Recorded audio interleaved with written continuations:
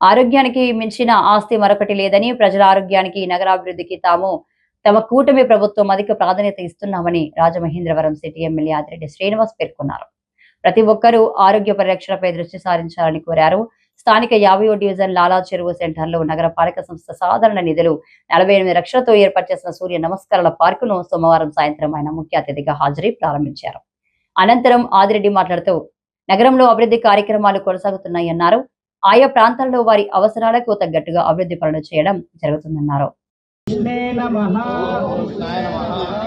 हिरण्यगर्भाय नमः ओम हिरण्यगर्भाय नमः ओम मरीचये नमः ओम मरीचये नमः ओम आदित्याय नमः ओम आदित्याय नमः ओम सवित्रे नमः ओम सवित्रे नमः ओम अर्काय नमः ओम अर्काय नमः ओम भास्कराय नमः। ఇప్పుడు మీరు చేసిన ఆసనాలన్నీ కూడా అక్కడ ఉన్నాయి, చూసుకోండి కావాలండి. అక్కడ ఉన్న భంగిమలన్నీ కూడా అవేనమాట అండి.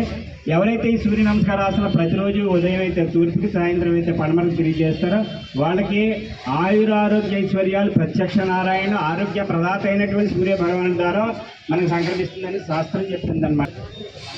పార్కే కాదు, ఒక యోగా చిన్నది ప్రజలు నేర్చుకోవడానికి ఒక సెంటర్ కింద, యోగా ట్రైనింగ్ సెంటర్ కింద దీన్ని తీర్చిదిద్దగలిగితే ఆ పార్కు దగ్గరికి వచ్చిన వాళ్ళు ఈ కార్యక్రమం చేసినట్లయితే సంపూర్ణంగా పూర్తి చేసే అవకాశం ఉంటుంది.